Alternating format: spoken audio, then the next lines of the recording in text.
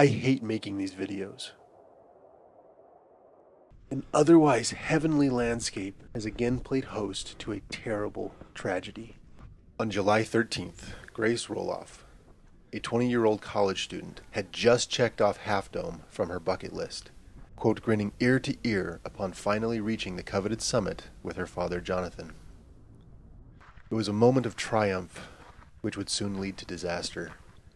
Neither Grace nor her father knew the horror that awaited them as they began descending the peak's iconic and sometimes treacherous cables. Grace had purchased new hiking boots for the trip, which were intended to help her keep her footing. Her father Jonathan, after the incident, said, "A black cloud was moving in, and while still on the summit, he told Grace, 'We've got to get down, because we don't want to be up here with any rain.'" But as Grace and her father began descending, the rain came, transforming Half Dome's already smooth granite surface into a treacherous and deadly obstacle. Jonathan later said that people were moving slowly down the cables and it, quote, seemed impolite to pass them given the frightening circumstances. Hikers all along the cables were slipping, and Grace was among them. The pair tried to stay calm, taking the descent, quote, one step at a time. But about 3/4 of the way down the cables, both Grace's feet slipped out from under her, and she slid past her dad and off the mountain. "It happened so fast," her father said. "I tried to reach my hand up, but she was already gone." Grace fell between 200 and 300 feet, suffering a severe head fracture and likely died before her body came to rest on the side of the mountain. Her dad did as any parent would do. Praying for a miracle, he stayed on top of the subdome through rain and hail, calling out, "Grace, I'm here. I'm not leaving you. If you can hear my voice, give me a sign. I love you." To Grace's family and loved ones, I want to offer my sincerest condolences and let you know that your pain is shared. When I was Grace's age, I went on a disastrous backpacking trip. Stranded miles from the nearest road, I walked for days with a torn ligament in my knee. A young member of our party was lost and feared dead, and my dad went blind from elevation sickness, and for days he was feared lost or worse. I know the desperation of praying for a miracle and hoping that friends, family, and loved ones will survive a crisis. In my case, with the help of rescuers and hundreds of volunteers, everyone in my party survived. But I am poignantly aware that the story does not always end that way. I have spent my life unpacking the lessons of that disastrous trip. It's part of the reason that I am so passionate about proper mental and physical preparation before entering the outdoors. Following each tragedy, there is an appropriate outpouring of grief and remembrance. I did not know Grace, but she seems like a beautiful spirit and a kind and generous young woman. Everyone who loves the outdoors shares a kind of kinship. We are all kindred spirits and ought to reverently mourn each life lost. But like my brush with disaster at Grace's age, we cannot let tragedy pass without discussing what ought to be learned. Otherwise, we risk facilitating more tragedies and more shed tears. The absolute best way to honor those who have fallen is to learn how similar tragedies can be prevented in the future. The circumstances that took Grace's life are remarkably similar to the events last September when at least 5 people came terrifyingly close to death while on or near Half Dome summit.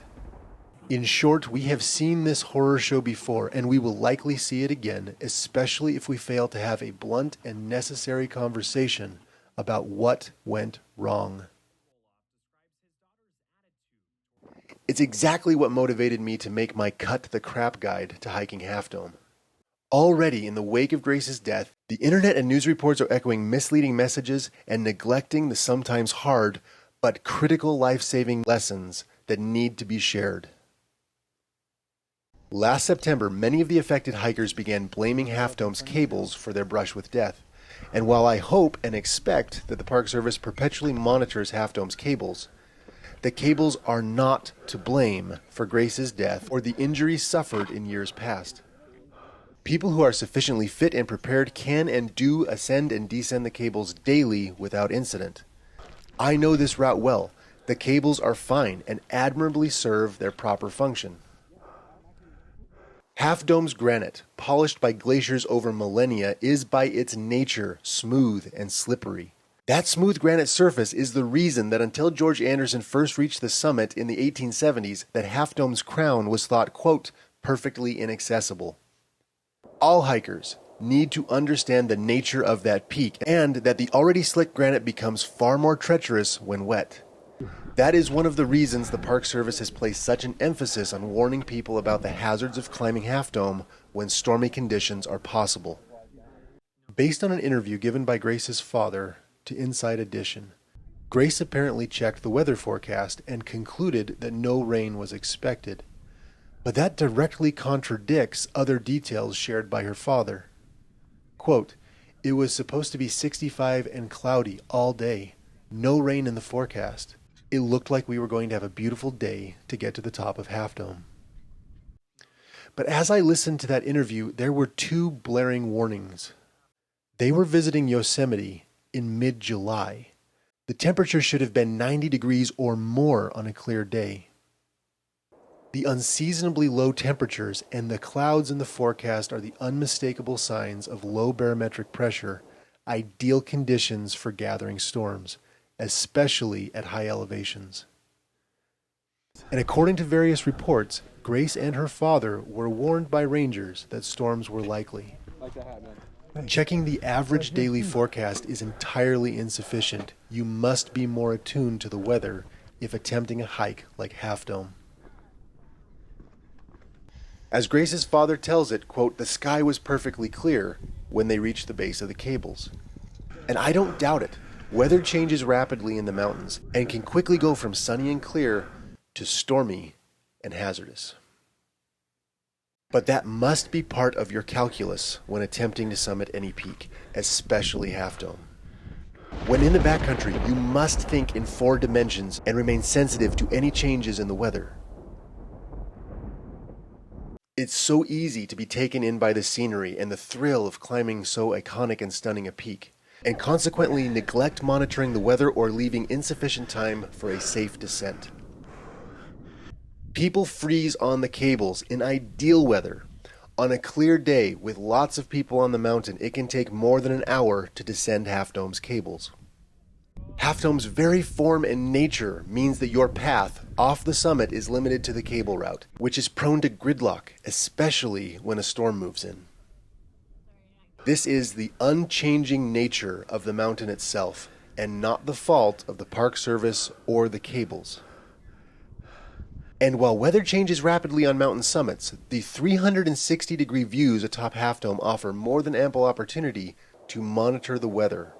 If you wait until storm systems form before descending, do not be surprised if you find yourself at the mercy of the elements.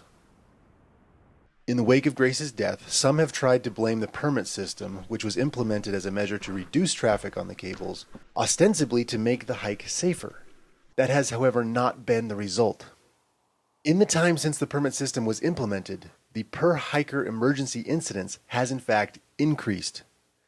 The popular explanation is that by drastically reducing the number of hikers permitted on the subdome, cables, and summit, the permit system has made permit holders more determined and even desperate to reach the summit, causing hikers to overlook or ignore hazards or their own limitations.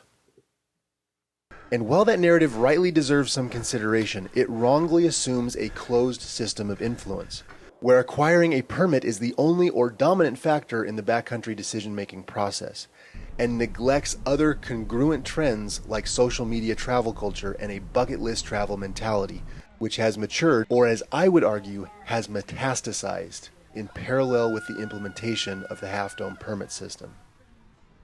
Summit fever, or the blind pursuit of a goal, has been supercharged by internet culture.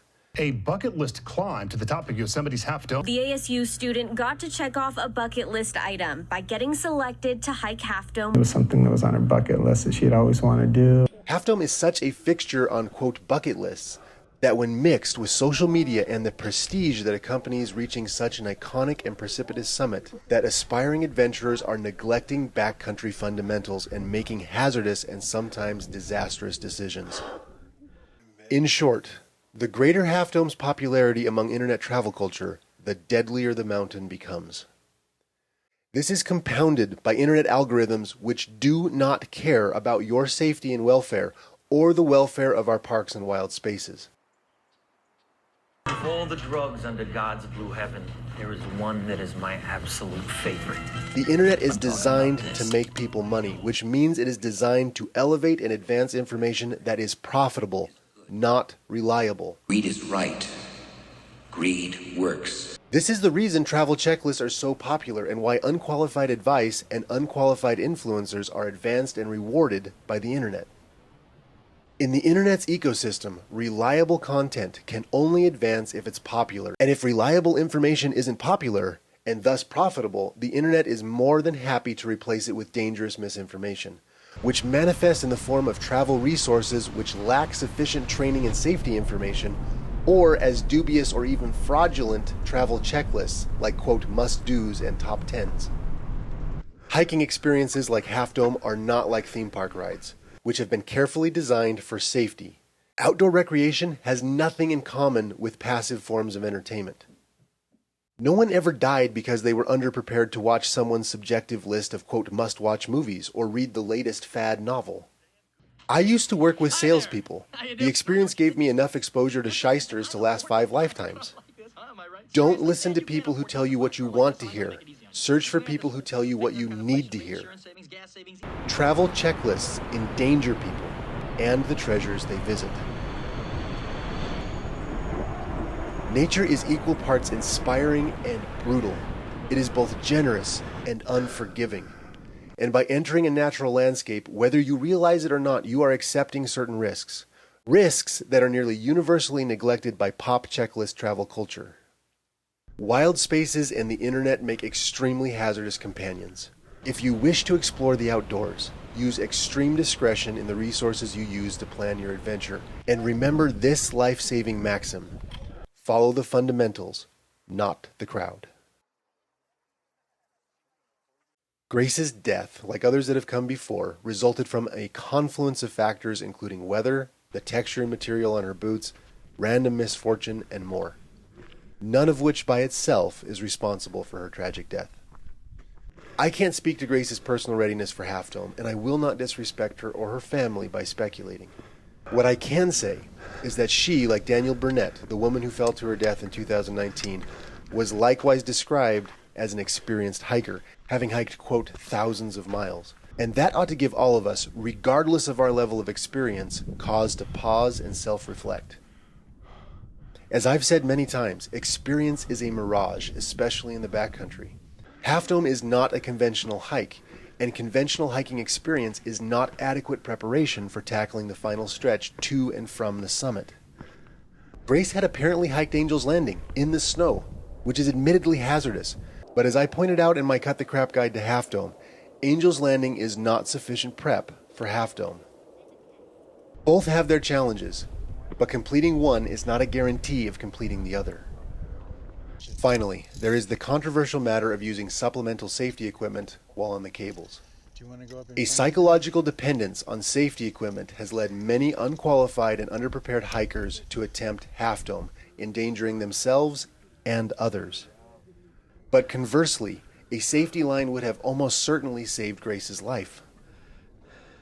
There is a balance to be struck here. People who are dependent on supplemental climbing gear to ascend and descend the cables should not attempt this trek. But I will tell you, I always carry a basic safety line in my backpack when hiking Half Dome. And while I do absolutely everything I can to avoid the situation in the first place, were I like Grace stuck in a rainstorm on the cables, I would take that line out and use it. Not only to arrest my descent should I lose my footing, but as insurance should someone above me lose theirs.